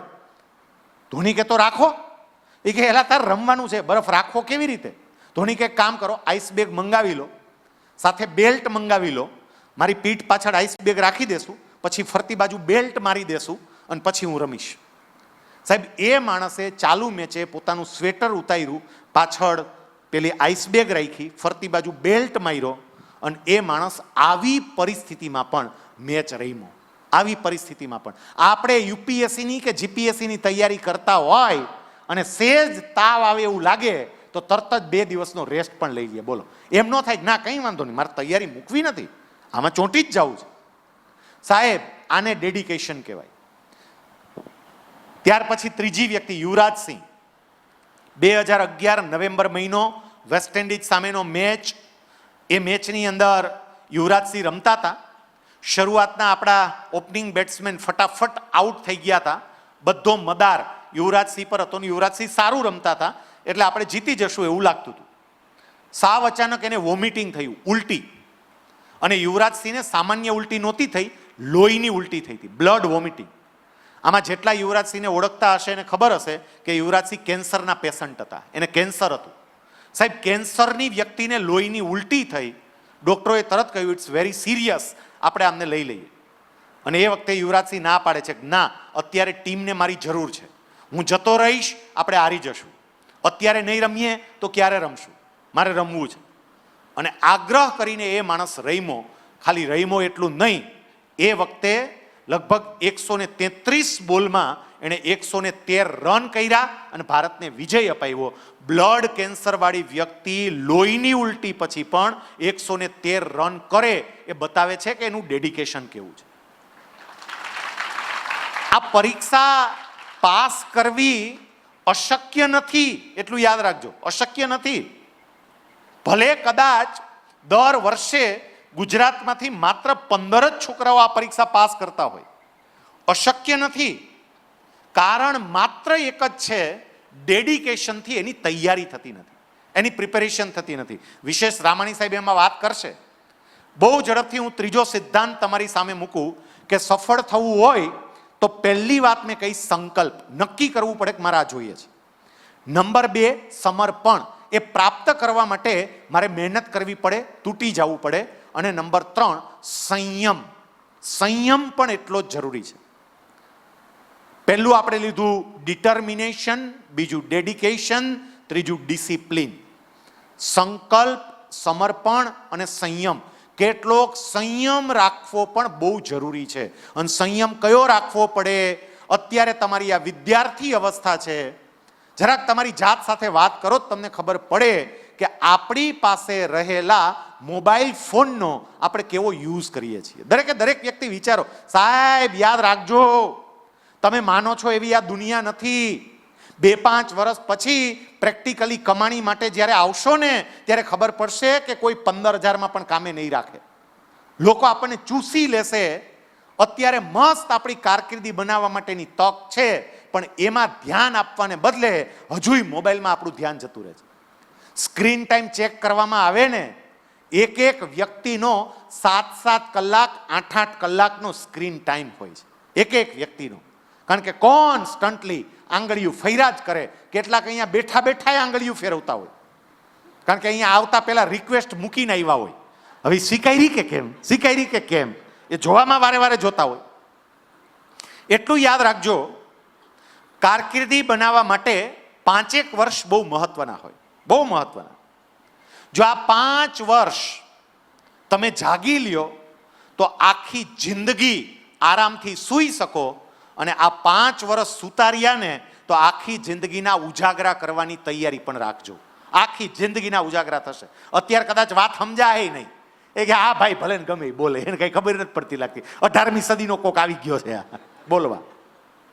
પ્રેક્ટિકલી અમુક વર્ષ પછી, અને ત્યારે પસ્તાવો બહુ થશે કે મારી પાસે તક હતી. પપ્પા કહેતા હતા, મમ્મી કહેતા હતા, મિત્રો કહેતા હતા, રામાણી સાહેબ જેવા માર્ગદર્શક હતા, માહિતી હતી, મટીરિયલ હતું, બધું જ હતું. જો હું ઈચ્છું તો સરકારની અંદર પ્રવેશ થઈ શકે એમ હતો, પણ મેં એ વખતે મજા લીધી. ચાણક્ય છે ને, ચાણક્ય નીતિમાં એક બહુ સરસ વાત કરે છે, વિદ્યાર્થિનમ કુતો સુખ, સુખાર્થિનમ કુતો વિદ્યા. વિદ્યાર્થીને મોજ મજા ન હોય અને મોજ મજા વાળાને વિદ્યા ના હોય. આ બેમાં જો, આનો મતલબ એમ નથી કે હું તમને એમ કહું કે ગંભીર થઈને આમ ચોપડામાં જ પડ્યા રહ્યો. મજા કરીએ, મિત્રો જોડે બિલકુલ મજા કરીએ, હસી મજાક કરીએ, મળીએ, વાતો કરીએ, ગપાટા મારીએ, આ બધું કરીએ, પણ એની સાથે સાથે મારું લક્ષ્ય ભૂલાઈ ના જાય ને એનું ધ્યાન રાખીએ. હનુમાનજી મહારાજ જ્યારે સીતા માતાની શોધ કરવા માટે જતા હતા, અને જ્યારે આકાશમાં ઉડતા ઉડતા જાય છે, ત્યારે સમુદ્રમાંથી એક પર્વત બહાર આવે છે. એ પર્વતનું નામ હતું મૈનાક. અને મૈનાક નામનો પર્વત હનુમાનજી મહારાજને એવું કહે છે કે તમે અહીંયા નીચે આવો, થોડોક સમય આરામ કરો, તમારા માટે ભોજન તૈયાર રાખ્યું છે, તમે જમો, તમારા માટે પલંગ બિછાવીને રાખ્યો છે, થોડીક વાર સૂઈ જાઓ, આરામ કરો, પછી જાજો. હનુમાનજી મહારાજ મૈનાકને એવું કહે છે કે માં સીતા સુધી પહોંચવું એ મારા જીવનનું લક્ષ્ય છે, અને એમાં 1 સેકન્ડ 1 ક્ષણ મોડું થાય એ મને બિલકુલ પાલવે એમ નથી, એટલે હું અહીંયા રોકાઈ શકું એમ નથી. હનુમાનજી નીચે આવી મૈનાકનું અપમાન ના થાય એટલે માત્ર હાથ અડાડી અને પછી વિદાય લઈ લે છે. સાહેબ, આ શું બતાવે છે? આ ખાલી ઘટનાઓ નથી, પ્રસંગો નથી, જીવનનો બહુ જ મોટો બોધપાઠ આપી જાય છે. સમજવા માટેનો પ્રયત્ન કરવો. આ એવું કહે છે કે કોઈ પણ વ્યક્તિ, માં સીતા એ લક્ષ્ય છે, લક્ષ્ય, ધ્યેય છે. અને ત્યાં સુધી પહોંચવા માટે જ્યારે કોઈ પણ વ્યક્તિ છલાંગ લગાવે ને એટલે મૈનાક આવે આવે અને આવે જ, અને તમને ખેંચે, ત્યાં પહોંચવા જ ન દે, તમારા લક્ષ્ય સુધી પહોંચવા દે જ નહીં. આવે જ મૈનાક, તમને ખેંચે, આવતો રહે ને, થોડીક વાર માટે આવ ને, થોડીક વાર માટે આવ ને, થોડીક વાર. પણ હનુમાનજી કહી ગયા કે સીતારૂપી લક્ષ્ય સુધી પહોંચવું હોય તો મૈનાકને મૂકી દેજો, નહીતર નહીં પહોંચો. અને એવા કેટલાક મૈનાક છે. એવા મૈનાક કયા કે જેમાં મારે સંયમ રાખવો પડે? પહેલામાં પહેલું મોબાઈલ. પહેલામાં પહેલું મોબાઈલ. આ મોબાઈલ ઉપર જો સંયમ હશે ને સાહેબ, તમારી કેપેસિટી એમનેમ વધી જશે સીધી. આ બ્રેઇનની કેપેસિટી તો છે જ, પણ એનો ઉપયોગ નથી થતો. કેમ? કેન્દ્રિત નથી થઈ શકતા. હું ઘણી વખત એક ઉદાહરણ આપું, આ સમજજો. અમુક બાબત સમજાઈ જાય ને તોય ઘણું છે. સાહેબ, માની લો કે અત્યારે આપણે જોઈએ બહાર લગભગ 40 ડિગ્રીની આસપાસ હવે ટેમ્પરેચર પહોંચવા માંડ્યું. 40 ડિગ્રી ટેમ્પરેચર હોય, 40 ડિગ્રી ટેમ્પરેચર સમજો.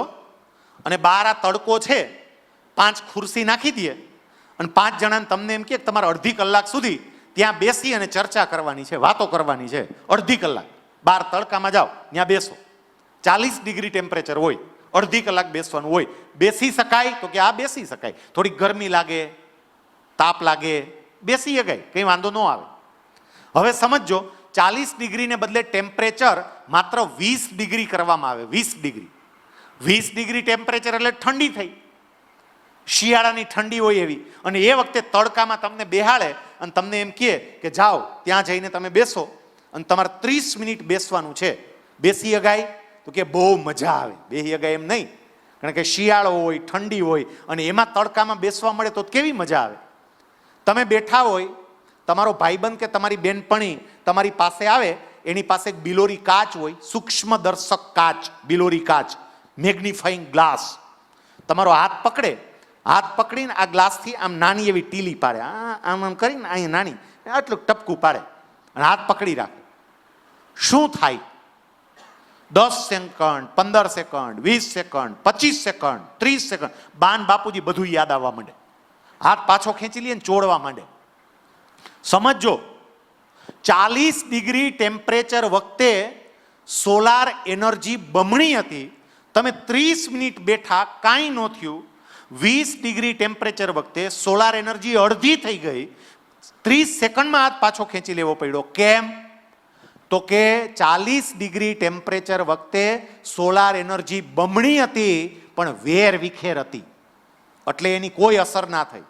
અને 20 ડિગ્રી ટેમ્પરેચર વખતે સોલાર એનર્જી અડધી હતી પણ કેન્દ્રિત થઈ એટલે એની અસર થઈ. તમે કેટલા હોશિયાર છો ને એ અગત્યનું છે જ નહીં, તમે કેટલા કેન્દ્રિત થઈ શકો ને એ અગત્યનું છે. હોશિયાર છો એ અગત્ય નથી. કેટલાય હોશિયાર યુપીએસસીમાં રહી જઈશ, બોલો, રહી જાય. અને જુનિયર આવ્યો હોય હાવ નવો, બિચારાને ખબર ન પડતી હોય, મેં કીધું એનટીઈટી શું છે, એવી વ્યક્તિ ટોપ કરી જાય. કેમ? ફોકસ થાય, ફોકસ કરે. અને ફોકસ કરવા માટે આપણને ડીફોકસ કોણ કરી દે છે? સાહેબ, તમે કોઈ નાના નથી, તમારી જાત હારે વાત કરો, તમને જવાબ મળશે. આપણું ડીફોકસ કરનાર કોઈ તત્વ હોય તો આ મોબાઈલ ફોન છે. એ જોકે એ બેય છે, તમારો મિત્રય બની શકે, તમારો શત્રુય બની શકે, બે. આ જ મોબાઈલ એવું ઇન્સ્ટ્રુમેન્ટ છે કે એનો ઉપયોગ કરીને તમે યુપીએસસીની પરીક્ષા ક્રેક પણ કરો. બોલો, તમે એટલું સરસ મટીરિયલ મળે, એવા સરસ વિડીયોઝ મળે, એટલી સરસ માહિતી મળે, બેય છે. પણ આપણને એમાં ક્યાં રસ છે? આપણને ગલગલિયા થાય એમાં રસ છે, એવું જોવે. બે જણામાં જો જો જો આ જોવા જેવું, જો જો ઈ મોકલે. કોઈએ આમ એ મૂક્યું કે એક સરસ મજાનો આર્ટિકલ, મસ્ત આર્ટિકલ આવ્યો છે પર્યાવરણ ઉપર, જબરજસ્ત આર્ટિકલ છે, લે ઈ નહીં. આ ગ્રોક આવ્યું, ગ્રોક એલન મસ્ક લાવ્યા, ટનાટન આર્ટિફિશિયલ ઇન્ટેલિજન્સ લાવ્યા છે. બીજા એ સમજી રાખજો, જો આ છે ને સરકારી નોકરી અત્યારે તમારા માટે બેસ્ટમાં બેસ્ટ તક છે. બાકી પ્રાઇવેટમાં હવે આ એઆઈ આવ્યા પછી જગ્યાઓ ખાલી જ પડવાની છે. આ સારું બધુંય કામ કરવા માંડ્યું છે. એઆઈ, આર્ટિફિશિયલ ઇન્ટેલિજન્સ બધુંય કામ કરી દે છે. અને ગ્રોકમાં મોટા ભાગના તમે પ્રશ્નો જુઓ ને, કે પ્રશ્નો કેવા પૂછાય છે, તો જેમાં તમને કંઈક આમ નોલેજ મળે ને એવા પ્રશ્નો હોય જ નહીં. બોલો, હસી મજાકના ને એવા જ પ્રશ્નો આવે, જાત જાતના. અમુક તો મેં જોયા, મને જે જવાબ મોકલે આપણને થયા ગજબના પ્રશ્નો પૂછે સારા. જે સોશિયલ મીડિયામાં અમુક બાબતો જે વાયરલ થતી હોય ને, હાસ્યાસ્પદ બાબતો, એને રિલેટેડ જ પ્રશ્નો પૂછે છે. સાહેબ, મારે સંયમ રાખવો પડે. મારો આ મોબાઈલ મારો મિત્ર બની શકે જો હું એના ઉપર સંયમ રાખું તો. બીજું, એક સરસ મજાની નાની વાર્તા કેવી છે, પછી આપણે તરત પૂરું કરવા તરફ જઈએ. આ વાર્તાને જરા ધ્યાનથી સાંભળજો. હું તમને જે કંઈ પણ કહું છું ને એનો સાર આમાં આવી જાય છે, એટલું સમજજો. એક મંદિર હતું આવું. એ મંદિરે ભગવાનની મૂર્તિ મંદિરમાં, એ મૂર્તિને અડધી રાતે કોકના રડવાનો અવાજ સંભળાયો. અડધી રાતે, એટલે અડધી રાતે અવાજ સંભળાયો તો મૂર્તિ બહાર આવી જોવા માટે. રડે છે કોણ, રોવે છે કોણ, જોવા આવ્યું. બહાર આવીને જોઈને તો પગથિયા રોતા હતા. બોલો, હિબકા ભરતા બિચારા. મૂર્તિ પગથિયા પાસે ગઈ, કેમ રોવો છો, તકલીફ શું પડી? પગથિયા કે તમારી યાદ આવી ને એટલે. મૂર્તિ કે કેમ એવું? પગથિયા કે યાદ છે, આપણે બે એક જ ખાણમાં હતા, બાજુમાં જ હતા, બેય પાણા હતા, બેયને એક જ દિવસે ખોઈદા, એક જ ટ્રકમાં ચડાવ્યા, એક જ કેમ્પસમાં ઉતાર્યા, એક જ શિલ્પકાર, એ જ હથોડી, એ જ છીણી. તમારામાં મૂર્તિ બનાવી, અમારામાં પગથિયા બનાવ્યા. અને તમારામાંથી મૂર્તિ બનાવી તો લોકો તમને મળવા દૂર દૂરથી આવે, તમારી આરતી ઉતારે, ને તમારી પૂજા કરે, તમને જાત જાતના કપડાં પહેરાવે, ભાત ભાતના ભોજન જમાડે, એસી રાખે, તમને ઠંડી ઠંડી હવા આવે. એટલે તમારા દર્શન કરવા માટે લાંબી લાંબી લાઈન હોય, સાષ્ટાંગ દંડવત પ્રણામ તમને કરે. અને આ જ બધાય લોકો પગથિયા તરીકે અમારી ઉપર જૂતા ઘસે છે અને અમને ઠેબા મારે છે. રડવું તો આવે ને, તમને કેવું માન મળે છે ને અમારું કેવું અપમાન થાય છે. આ બધું જોઈ છે ને એટલે રડવું આવે છે. મૂર્તિએ જવાબ આપ્યો કે વાત તારી સાચી, પણ હવે એ દિવસ યાદ કર જ્યારે આપણને બેયને ખોદીને બહાર કાઢ્યા હતા. યાદ કર એ દિવસ? યાદ છે? ખોદીને બહાર કાઢ્યા, ટ્રકમાં ચડાવ્યા, કેમ્પસમાં લાવ્યા, ત્યાં સુધીની બધી વાત સાચી. ઓલો શિલ્પકાર હાથમાં છીણી હથોડી, એ જ્યારે શિલ્પ બનાવવા આવ્યો ને ત્યારે મારા કરતાં પણ વધારે સારો પથ્થર તું હતો. આવું કોણ કે છે? મૂર્તિ પગથિયાના પાણાને કહે છે. મારા કરતાંય સારો પથ્થર હતો અને શિલ્પકારને તારામાંથી જ મૂર્તિ બનાવી હતી. એને પેલી છીણી લઈ ઉપર હથોડી મારી, આમ એક છોડું જ્યાં બહાર નીકળ્યું ને ત્યાં તે રાડારાડી ચાલુ કરી હતી. તકલીફ પડે છે, તકલીફ પડે છે, વાગે છે. ઓલા મૂર્તિકારે કીધું સહન કર લે, મૂર્તિ બનાવી છે તારામાંથી. લોકો તને આદર આપે, માન આપે, સન્માન આપે, તારી આરતી ઉતારે, પૂજા કરે, તને મળવા માટે લાઈન લગાડે, એવું કરવું છે. અને એટલે થોડુંક સહન કર લે. એકવાર મૂર્તિ બની જા, થોડીક વાર સહન કરવું પડશે. મૂર્તિ બની જા, લોકો તારી પૂજા કરશે. અને એ વખતે યાદ છે તે મૂર્તિકારને હું કીધું તું? આપણે કાંઈ આવું નથી બનવું હો ભાઈ, આ કાંઈ મારવા બારવાને રહેવા દો બાપા, આવું કાંઈ તમારે ટોચા ખાવા આવ્યા છીએ? પછી કે મૂર્તિકારે સીધું કાપીને તને પગથિયું બનાવી દીધું. એ જ છીણી, એ જ હથોડી એને મારા પર મારી. મને બહુ વાગ્યું, બહુ તકલીફ પડી, મેં બધું સહન કરી લીધું. તે સહન ના કર્યું ને એટલે તું મંદિરનું પગથિયું બન્યું, અને મેં સહન કર્યું ને એટલે હું મંદિરની મૂર્તિ બની છું. સમજી રાખજો. આ રામાણી સાહેબ, પાયલબેન, મયંકભાઈ, આ બધાય એ બાબતના સાક્ષી છે કે ક્લાસીસમાં એડમિશન લેનારા 50, 100, 150, 200, 300, 500 વિદ્યાર્થી હોય, પણ સફળતા બધાને ન મળે. સફળતા અમુકને જ કેમ મળે? સાહેબ, બોર્ડ ઈ હોય, ભણાવવા વાળા ઈ હોય, ઉપરનો પંખો ઈ હોય, બેન્ચ ઈ હોય, બધુંય હરખું. ઓલો શિલ્પકારની છીણી હથોડી બધું હરખું, એમ બધુંય સરખું. તો અમુક જ સફળ થાય, બાકીના સફળ ના થાય. કેમ? કારણ કે જે સફળ થયા ને એને ઘા સહન કર્યા હોય, એને ટકટક સહન કરી હોય. એને કીધું હોય ને કે આ પ્રશ્ન તારે 3 વખત લખી નાખવાનો છે, તો કોઈ પણ જાતનો વિચાર કર્યા વગર એ 3 વખત લખીને આવ્યા હોય. એને જેટલું કીધું હોય તારે આટલી પ્રેક્ટિસ કરવાની છે, આટલું જોવાનું છે, બધું જ એને કર્યું હોય. એટલું યાદ રાખજો મિત્રો કે સંયમ વગર સફળતા નહીં મળે. અને સંયમનો એક બીજો અર્થ એ પણ થાય કે પરિણામ માટે મારે ધીરજ રાખવી પડશે. આ યુપીએસસીની પરીક્ષા કોઈ સામાન્ય પરીક્ષા નથી. એનું પરિણામ તમને તરત જ નહીં મળે, પરિણામ મળશે. અને હું તો તમને એ કહું કે એક વખત યુપીએસસીની પરીક્ષાની તૈયારી ચાલુ કરશો ને, ભલે કદાચ યુપીએસસીમાં સફળ ના થાવ, જીપીએસસી પાસ થઈ જાય, ભલે ને કદાચ કલેક્ટર કે ડીએસપી ના થાય, ડેપ્યુટી કલેક્ટર કે ડીવાયએસપી તો થઈ જાય. અને ત્યાંથી આગળ વધીને કહું ભલે ને કદાચ જીપીએસસી પાસ ના કરી શકીએ, પણ ગુજરાત ગૌણ સેવા પસંદગી મંડળની પરીક્ષા પાસ કરી અને સરકારમાં ક્યાંક નોકરીમાં લાગી જાવ ને, તો એમાંય સરકારે હવે તો પગાર ધોરણ બહુ સારા કરી દીધા. અને લાઈફ ટાઈમ મારી સિક્યોરિટી, લાઈફ ટાઈમ મારી સલામતી.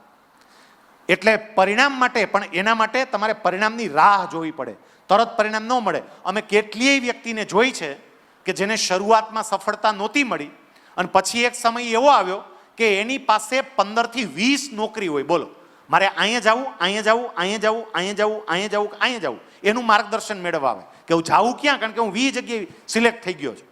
એવી પરિસ્થિતિ પણ આવે. પણ શરૂઆતમાં તમારે ધીરજ રાખવી પડે. આજના દિવસે તમે બધા જ્યારે યુપીએસસીની માહિતી મેળવવા માટે અહીંયા આવ્યા છો, મને ખબર છે કે તમે નીચે પલાઠી વાળીને બેઠા છો એટલે બેસવામાં તકલીફ પડે, હું સમજી શકું છું. સેજ પગ આડાવડા કરવાની ઈચ્છા થાય તો કરી લેવા. પણ હવે પછી રામાણી સાહેબ જે વાત કરવાના છે, મારું જે કામ હતું એ કામ કયું હતું? પૂર્વ ભૂમિકા તૈયાર કરવાની હતી. મારે છે ને ખેતર ખેડવાનું હતું, ખેતર ખેડવાનું. મેં ખેતર ખેડ્યું કે ભાઈ ખેતર બહુ સારું છે અને ખેડી લીધું છે. હવે રામાણી સાહેબ એમાં દાણા વાવવાનું કામ કરશે અને પછી મયંક સાહેબ આવશે, એમાં પાણી પાહે અને પછી છોડવા બહાર આવશે અને એના ઉપર ફળાઈ આવશે. મેં તમને 3 બાબતો કહી છે. કોઈ પણ પરીક્ષામાં સફળ થવા માટે હું સંકલ્પ કરું, નક્કી કરું, એને પાર પાડવા માટે પૂરા સમર્પણ સાથે મહેનત કરું અને મહેનત કર્યા પછી મને જ્યાં સુધી એનું પરિણામ ના મળે ત્યાં સુધી ધીરજ રાખવું, કેટલીક મોજ મજા જતી કરું. શુભમ શ્યામની પંક્તિઓ સાથે હું મારી વાતને પૂરી કરું. એમણે બહુ સરસ વાત કરી છે. આજ નહીં तो कल होगा, हर एक संकट का हल होगा, वो आज नहीं तो कल होगा. लोहा जितना तपता है उतनी ही ताकत भरता है. लोहा जितना तपता है उतनी ही ताकत भरता है. सोने को जितनी आग लगे वो उतना खूब चमकता है. हीरे पर जितनी धार लगे वो उतना खूब निखरता है. मिट्टी का बर्तन पकता है तब धुन पर खूब खनकता है, सूरज जैसा बनना है तो सूरज जितना जलना होगा, नदियों सा आदर पाना है तो पर्वत छोड़ निकलना होगा, हम प्रभु के बेटे हैं क्यों सोचे राह सरल होगा, देर लगेगी किंतु एक दिन संघर्ष हमारा सफल होगा, वो आज नहीं तो कल होगा, हर एक संकट का हल होगा। તમે બધા ખૂબ સફળ થાવ અને એવી પોસ્ટ પર પહોંચો કે તમને મળવા માટે અમને એપોઇન્ટમેન્ટ ન મળે, તમને મળવા માટે અમારે લાઈનમાં ઊભું રહેવું પડે, ત્યારે માંડ માંડ તમારી 2-5 મિનિટની અમને એપોઇન્ટમેન્ટ મળે એવા સફળ થાવ એવી શુભેચ્છા. Thank you very much.